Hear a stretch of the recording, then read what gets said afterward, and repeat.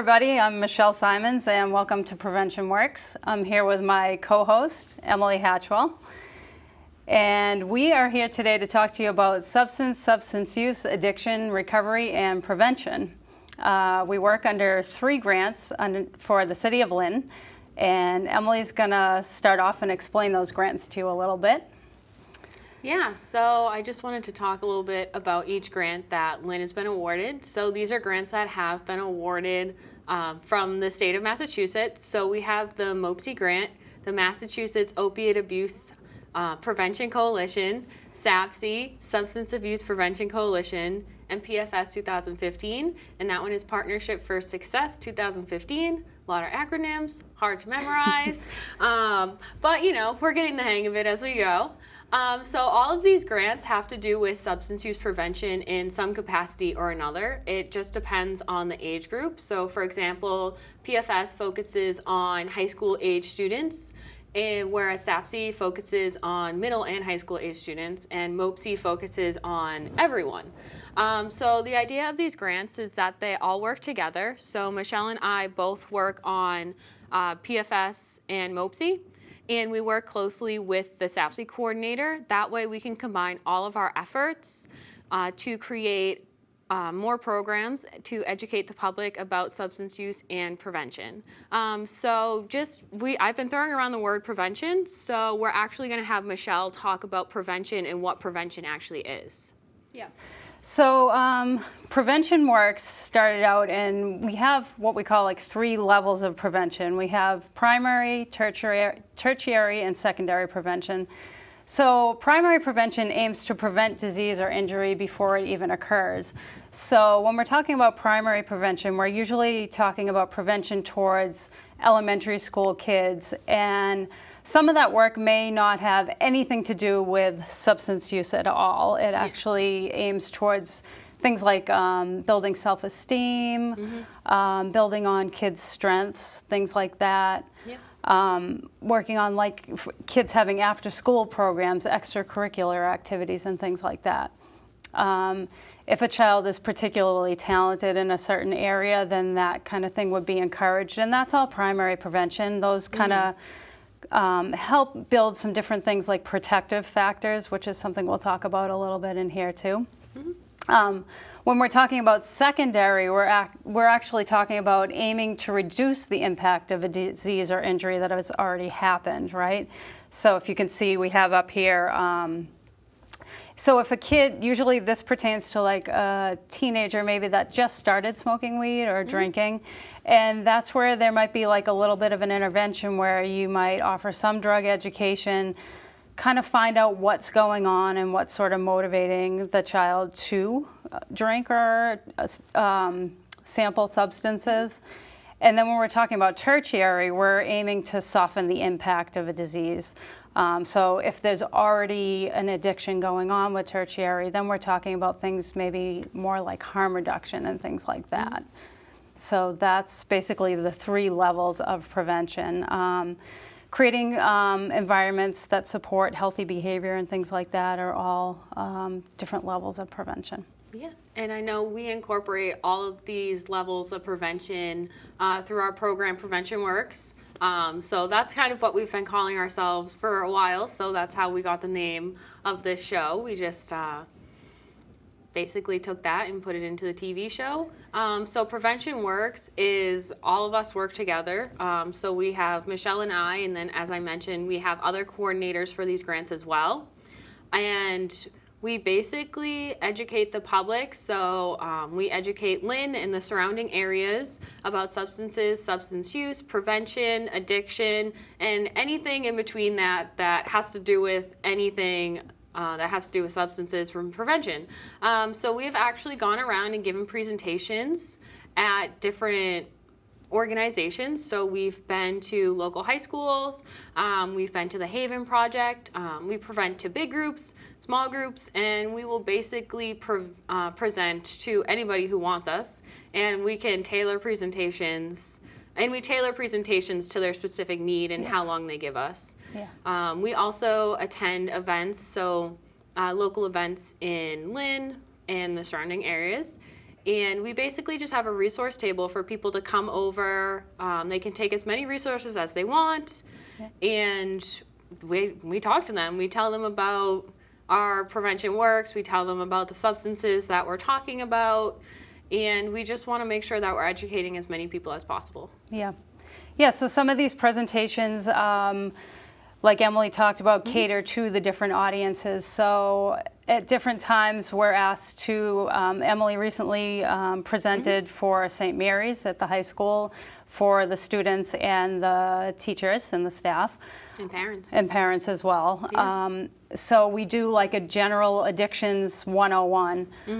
We'll get a little bit more in depth when we're talking about it. At some point last year we were asked to, actually Emily wasn't with us at that point, but we were asked to present for the social workers at Children, Friends, and Family. So that went a little bit more in depth.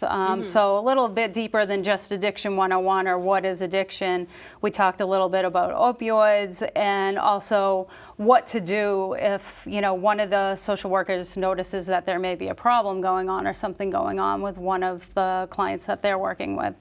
A lot of times we see it and we know something's going on and are kind of afraid to say anything. So that's probably one of the biggest barriers that happens is as social workers, as teachers or other members of the community, we see things, even with our children, we see things and are afraid to ask. Yeah. And even as clinicians, I've noticed that, you know, a client or somebody they're working with, we might walk out of the office and say, I think something was wrong, or I think they might have been under the influence, and, you know, people just get kind of stuck and don't know how to sort of engage in that conversation. So we're definitely here to help you work with that as well. Yeah, and from this, we also have our Facebook page. Yes. So that's basically where we post as many resources as possible. We try and post every day. Sometimes the weekends lag, you know. But we've gone in the habit of scheduling posts. So we've been posting kind of every day, at least one thing. And we post basically anything we find. So news articles that has to do with prevention, substance use, people who share their stories. We post that a lot. We post detox bed listings, and any articles that we find interesting and helpful, we'll always put them up there just so we can keep everybody as informed as possible. Yes. And we also do, we'll post little videos and stuff too. So yeah, that's our Facebook. You can follow us at Prevention Works with an E, WERKS. And you know, you can shoot us a message anytime. If you have any information that you want up there, feel free to let us know and we can add that as well. Yep. Yeah, the detox beds is something we try and do regularly. And the reason for that is there are many places that you can find detox beds. There's a lot of Facebook pages and some different websites. And as these shows go on, we're going to share all these resources with people so that people have it at their fingertips. So by posting every morning in real time beds that if somebody needs to get into a detox, it's like usually a really small window of time when somebody's ready for treatment. So it's really important to have those available and you know, have a list of at least like 10, 15 different places to call because beds are not always available at all the sites. So the list that we put up starts as close to us as we have whatever detox facility is closest to us in Lynn here, and then we go all the way, you know, within 300 miles, so basically across the state of Massachusetts. So those are up there at all times, and even if they weren't posted that particular morning, we're going to leave the website up there on the Facebook page so you can get those detox beds in real time. Yeah. So that's kind of the basics of, you know, what we do and who we are as Prevention Works. Yes. But we kind of wanted to talk a little bit about who we are as Michelle and I, as a person, and how we got into this. So, Michelle, how did you get into this? Sure. Yeah, so I've been working in this field now for, let's see, since 2002, I believe it was. So I was out of college for a long time, and I went back when I think I was 29 when I finally went back. So I spent a little 10 years of field research. and then went back to school at North Shore Community College. And I really didn't know what to go back to school for. And I took, so they suggested to me to take like Comp 101 and a college success seminar. And I remember taking these 2 classes, and this college success seminar had a little bit of like a counseling aspect to it. And there was a little piece of me in the back of my mind that thought I might want to get into something like that.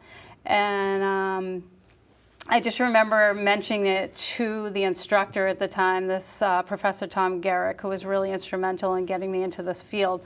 And I mentioned to him that I was interested, and he immediately brought me down to a gentleman named Howie Silvetsky at North Shore Community College, who was running the Drug and Alcohol Rehabilitation Program at the time. So it was a 2-year associate's degree counseling certificate. So make a long story short, from there to today, I ended up putting myself through graduate school, and I'm working in the field ever since. Okay. And where did you like start out when you were in school, like having internships? How did you get to where you are today? Yeah. So I started, my very first job was with, it used to be Cab Health and Recovery, back in 2002 when they first opened the Lynn TSS. So that's sort of a holding facility, post-detox. I'll probably totally botch the acronym, so I'm not even going to jump into it. I believe it's Transitional Support Services, but I might have a word off there. Okay. But yeah, so it was a co-ed facility. I think there was about 18 to 20 folks in there after detox and before they get into like a long-term residential program. So I started working as an overnight shift direct care support person. They now call them recovery specialists, I believe. And yeah, so I started there, and then, like I said, I was working overnights and going to school in the morning for a couple hours, going to sleep, waking up in the afternoon, you know, doing the drill. So that's how I got into it. And then as I progressed in school, I started moving up in the field, working as a case manager. I pretty much worked in every, almost every level of care except detox with addictions. So the TSS, I worked in a couple of residential halfway houses for women. And I also managed a recovery housing program for Project Cope, or formerly Project Cope. We're now Bridgewell. We merged a few years ago. So I've been with Project Cope basically and Bridgewell now since 2004. And worked on all of their different levels of care. Okay. Yeah. So then how did you get into prevention specifically, like with Prevention Works and everything? Yeah, so I was working, so now currently working as a clinician over at Bridgewell at our outpatient office. We're located on 66 Silsby Street in Lynn. If anybody's looking for services, we do outpatient addiction services. So feel free to come in.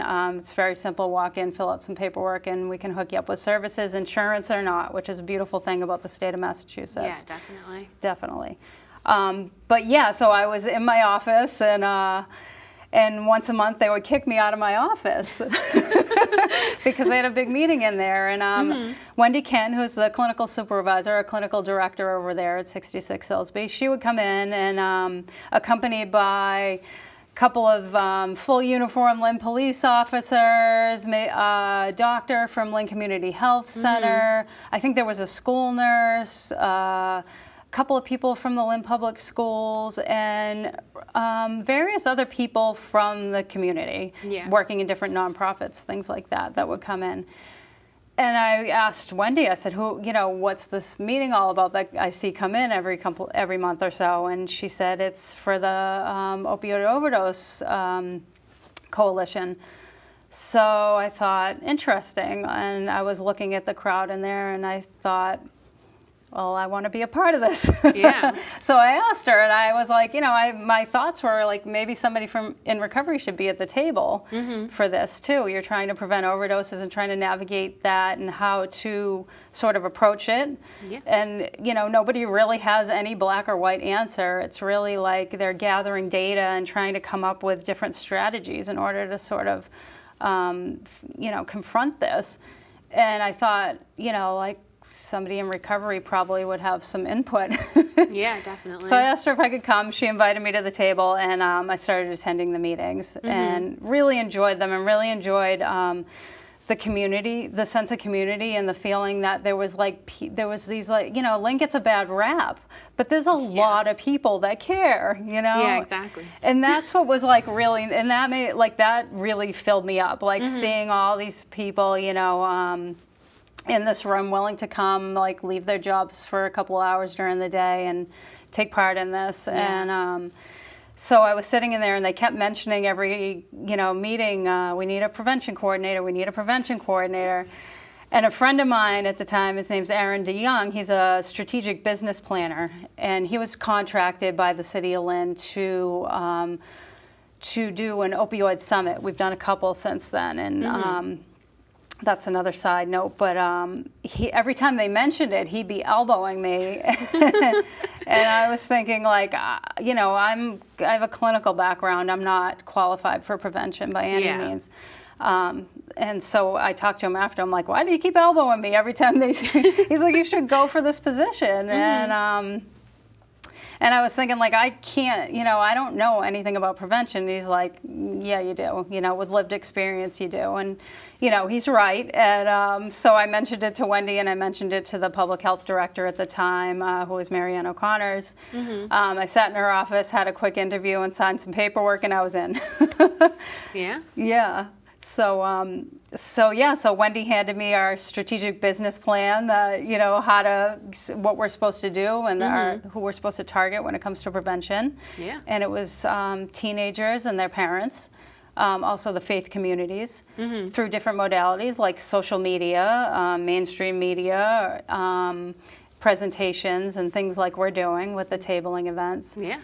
And so we've been kind of feeling it out ever since. Yeah. And I know you mentioned that you were going to these meetings. We're actually hoping to recreate these meetings with the general public. We'd really like to get this off the ground and get parents involved, people in recovery, basically anybody in the community to come and give us ideas, help us. Give us input in what we're doing, because we want to make sure we're reaching everyone. Absolutely. And we want to make sure we're reaching them in the best way possible. So as many people that give us input, like, the more people, the better. Absolutely. To help us out, because we're only 2 people. I mean, we have ideas, but more ideas, more people, hopefully the more we can educate people with that. So that's something that we're actually hoping to start up in the near future. And we'll keep you updated on that if you want to follow us on Facebook. Yes. Yeah, the idea that, you know, we're in this kind of bubble where we're surrounded by either clinicians that are working in the field, or, you know, people in recovery and things like that. So by pulling in members of the community, it's so refreshing, and we get different ideas and different sort of thoughts and schools of thoughts of how to sort of move forward with prevention. Yeah, exactly. Yeah. So Emily joined us in September, and she's been really instrumental in motivating myself and Wendy as well, I believe, with this little team that we got going. Because before it was kind of a solo effort, and I'm standing out there with a table, maybe at the farmer's market, and kind of looking kind of sad. So Emily joined us in September, and if you'd like to just give us a little bit of background of how that all came to fruition. I don't have nearly as long of a story as Michelle. I mean, no offense by that. No, none taken. So I actually found out about this job a few months before I got hired. I was going to school in Florida for my master's in mental health counseling, and I actually had a job on campus that was so similar to this. So we basically went around the campus to educate people about substances. So each semester the substance would vary. So I did presentations on alcohol, Xanax, and actually I did one on opiates for a semester. And we were doing the same thing. We were giving the presentations. We were we were doing tabling events, trying to engage the students in these activities. And my mom, out of the blue, just messages me and sends me this thing on Facebook, of all places, of this job application. Mm-hmm. And she's like, you need to apply to this. You need to apply. Like, this is exactly what you're doing. And I was, I was like, I don't have a lot of experience. I don't know if they'll hire me. But, the worst they can do is say no. You might as well go for it. And so I went for it. I waited a little while to hear back, and then it all just went from there. I got my interview, and I ended up actually getting the job, which I was really excited about. And within like 2 weeks, I was moved back here, and I met Michelle like the first week in. We hit it off, and I enjoy very much standing at the tables with her. It's not so lonely anymore, I hope. Yes, yes. And it allows us to talk to more people too, because when you're just one person, it's like if multiple people come over, it can get overwhelming. Definitely. And hard to make sure you're like hitting everyone and making sure they're getting all the resources. So the more people, the better, right? Absolutely. Yeah. So when you were teaching or doing your presentations at the Mm-hmm. college, was it mostly for students or staff, or? It was definitely mostly for students. Some staff would come, like if they were interested, they'd come, and we actually went into the classrooms and did it. Like the professors would kind of have us come in. Like sometimes it would be like they couldn't come to a class, so we'd be like a substitute teacher, kind of, and give the presentation during then. But oftentimes the professors would stay, listen to the presentation, interact with us. Like they would ask questions and everything. So it was really great. So like we were hitting everyone. Like all the teachers were getting involved, the students were getting involved. We made sure to make the presentations really interactive, which I know is what we're doing here too, by incorporating games and questions during the presentation, so you're not just talking at them, because that can get a little boring and a little like, Dry. Yeah. So yeah, we tried to get as many students as possible. Nice, nice. And actually, I don't think I've ever asked you this question, so I'm going to put you on the spot. Okay. Oh my gosh. On the show. So, what actually got you? And I know your background is in counseling as well, right? Yeah. What motivated you to go into that field? So I studied mental health counseling for my master's, and I was in my undergrad. I studied psychology. My first 2 years, I was undecided. I had no idea what the heck I wanted to do. And then I took a psychology class, and I was like, oh my God, I love this. Yeah. It's so great. And then I took another class that was abnormal psychology, which is where you learn about all of the mental health disorders, all of that kind of stuff. And I loved that class. And then my senior year, I really struggled. I secluded myself in my room. I didn't go out, and it was like a really bad year for me. Wow. And that was kind of the step in going to do mental health in my graduate program, just because of how much I struggled, and I wanted to be able to help other people that struggled in that as well. So I actually found this program. My brother was playing baseball at this university, and they just so happened to have an open house the week that we were down there for their graduate program. And I decided I'm going to apply. I got in, and the next day I was like, Mom, I'm moving to Florida to go to school. And she freaked out, and then she was like, okay, we'll figure this out. And she was really supportive, and that's how I ended up at Lynn University and doing mental health counseling. Wow. There, yeah. That's great. That's great. Yeah, so I think that's really interesting to hear, and I actually didn't know that about Emily, so this is really cool. And that's what I think with this show is we're going to get a little bit personal with some of this stuff. Mm-hmm. And especially like our first guest, who's Ariel Goldman, she's a person in recovery.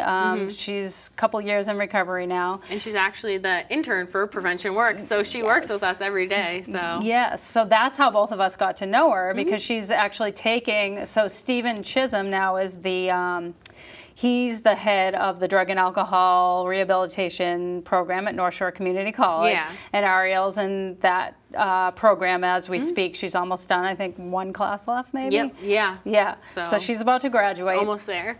She did her internship with us in September, and we really got to know her and her story. So on our next show, we're going to have her on. She's going to tell about her recovery story, share a little bit of like sort of the, before, during like active addiction, and then after, and how she got into recovery and what she does today to maintain it.